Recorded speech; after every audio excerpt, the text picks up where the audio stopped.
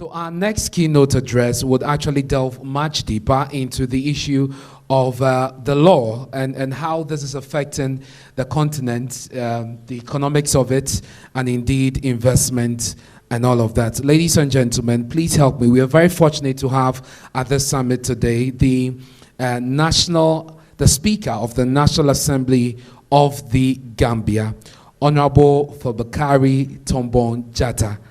Put your hands together, even as he takes the podium. I hope I tried with the name. Forgive me if I murdered it.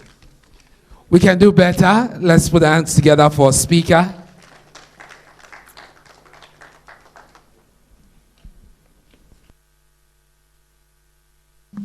Thank you, Mr. Moderator. Chief Executive Officer of the Africa Economic Group, Chief Executive Officers and Executive Directors here present, representatives from government institutions, members of the Diplomatic and Consular Corps, representatives of development partner institutions, representatives of civil society organizations, representatives from parliaments, and representatives from the Africa diaspora, members of the press, distinguished ladies and gentlemen. I am delighted and humbled by the opportunity accorded me to deliver a statement at the Africa Economic Summit 2023, which is one of the world's leading events. I am not only in firm agreement with the objectives brought forth the summit, but also the conviction that such forums are critical and necessary for Africa, particularly at a time when the world is confronted with myriad challenges. Mr. Chairman, in my capacity as the Speaker of the National Assembly of the Gambia, I convey warm greetings from the Gambia, the smiling coast of Africa, and an investment haven. Equally, Mr. Chairman, I want to seize this unique opportunity to acknowledge and express gratitude to the organizers for making the event possible. Similar gratitude is also extended to the host country for providing the enabling environment for the event and the delegates. Distinguished Chairman, distinguished ladies and gentlemen, Africa and the world at large are still reeling from the effects of COVID-19 pandemic, Ukraine war, and the unfavorable global economic outlook forecast by IMF and World Bank. These, coupled with the political instabilities, poverty, and the underdevelopment in Africa, make it all the more necessary for duty bearers like ourselves to engage in forums of this nature, to reflect, think outside the box, and profile initiatives to position our continent in the vanguard of innovation, investment, and development. Therefore, Africa Economic Summit 2023 is indeed very timely as the continent is grappling with multitude of economic challenges and a host of political upheavals. Hence, the summit is expected to avail delegates the opportunity to establish concrete pathways to addressing the continent's compelling economic issues. It is worth noting that the economic problems besetting our continent need purely African solutions. And as such, delegates are expected to candidly engage in discussions to provide strategic guidelines for greater economic competitiveness in African nations. As the summit brings together the finest of thoughts, I have no doubt it will broaden business and political leaders' insight to continental issues of great significance in the quest to addressing definitively the economic challenges from an African perspective. Moreover, Mr. Chairman, it is gratifying to note that the Africa Economic Summit 2022 has had notable influence on policy direction of some countries in Africa. Similarly, the 2023 summit is envisaged to have far-reaching impact on the continent amid the current state of the world, which gives Africa the vital opportunity to revisit its existing models. In doing so, governments of African nations, lawmakers, and entrepreneurs need the requisite boldness to review and challenge the existing models which drive nations and decision-making. Your Excellencies, distinguished delegates, ladies and gentlemen, we have high hopes that the Africa Economic Summit will facilitate new investments, encourage business development, share best practices, guarantee effective networking, offer new industrial insight, showcase excellence, and promote thought leadership. In that end, the summit should therefore culminate in formulating a white paper on coordinated actions which require governments and institutions to commit to and implement for the improvement of the African economy, strengthening the competitiveness of African companies, and addressing security challenges, among others.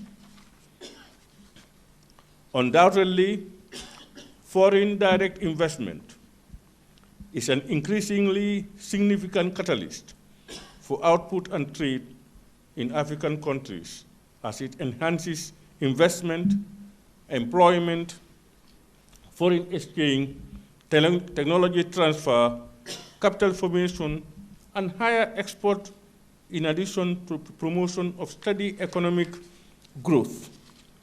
In fact, the productivity gain resulting from the diffusion of knowledge and technology from foreign investors to local firms and workers is perhaps FDI's most valuable spillover input in our long-term growth and development. Essentially, enhancing FDI through the involvement of Parliament and parliamentarians is therefore not only crucial, but necessary to align policy efforts and programs, making our continent the center of attraction for both foreign and private capital investment.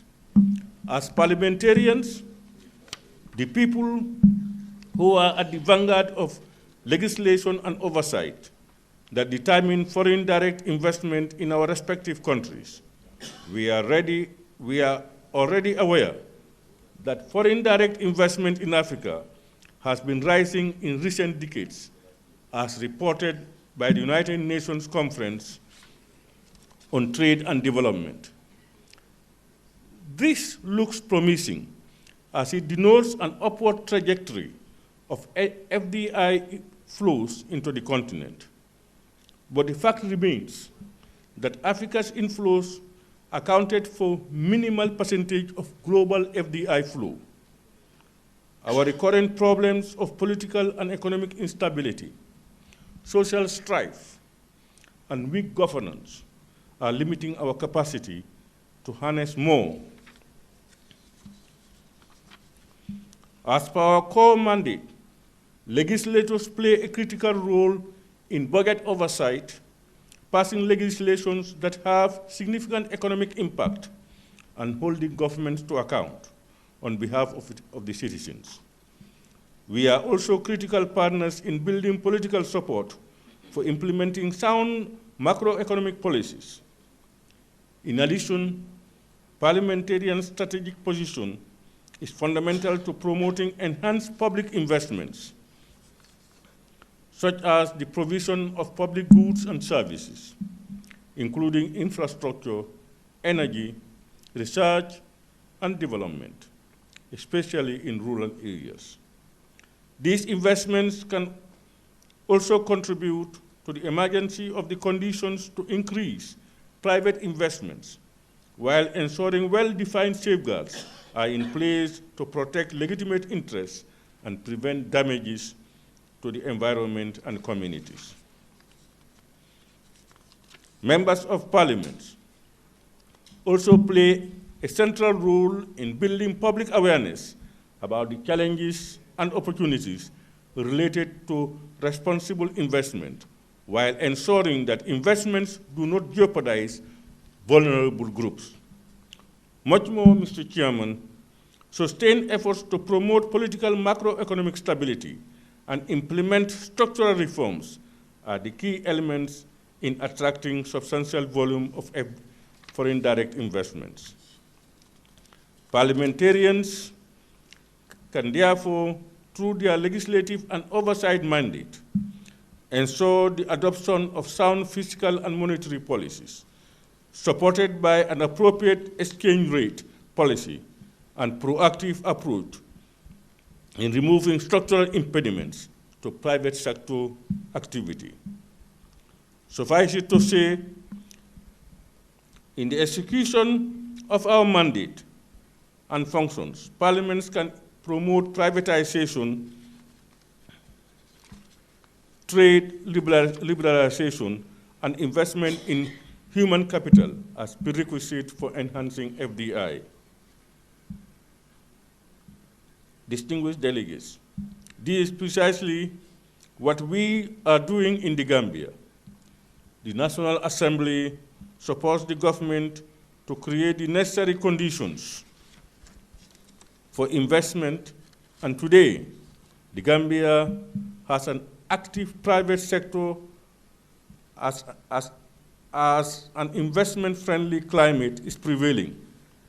In the same vein, the Gambia government development model promotes private sector as the engine of growth, transformation, and job creation, cognizant of the fact that government cannot do it alone. Thus, the establishment of the Gambia Investment and Export Promotion Agency, GAIPA, is a clear manifestation of the unwavering commitment of the government to maintain dialogue with investors. The Gambia Competitiveness Improvement Forum was created by the 2015 GAIPA Act, which hosts sector-based forums at which investors comment on the government's policies and actions. In 2021, GAIPA also launched a new national export strategy for 2021-2025, which focuses on supporting the Gambia's export-ready and export potential firms to enter the regional and global value chains, particularly in value addition, horticulture, and agro-processing, granules, cashew, fisheries, light manufacturing, and hospitality or services, particularly in tourism, to bring further benefits to the country and our sub-regions. The government is also at an advanced stage of introducing public-private partnership bill, seeking to formally legislate how government should partner with the private sector. This piece of legislation, once introduced, will ensure that public-private partnership is promoted. These, I believe, are favorable steps that other countries are also doing, and those who are yet to create such policy environments can learn from it. All of these are made possible because the leadership of President Adama Barrow is committed to the very ideals of democracy, good governance, and the rule of law. He has ensured that the policy and legal space is adequate and secure for investment to flourish, with the independence of institutions like the judiciary and the other oversight agencies. This is yielding positive dividend for the Gambia, and it is for this reason that I urge all governments to make political will democracy and good governance, the pillars for economic growth and development in Africa. Mr. Chairman, in conclusion, it is my fervent hope and belief that this all-important platform will provide delegates the rare opportunity to share the diverse country perspectives with a view to formulating continental regulatory framework in quest of practical solutions to the prevailing economic challenges confronting Africa. We as Parliament and parliamentarians must also be resolute to influence and hold our governments to account in the implementation of the African Continental Free Trade Agreement, which is a laudable flagship project of the 2063 African Agenda, and that is the Africa we want. I thank you very much.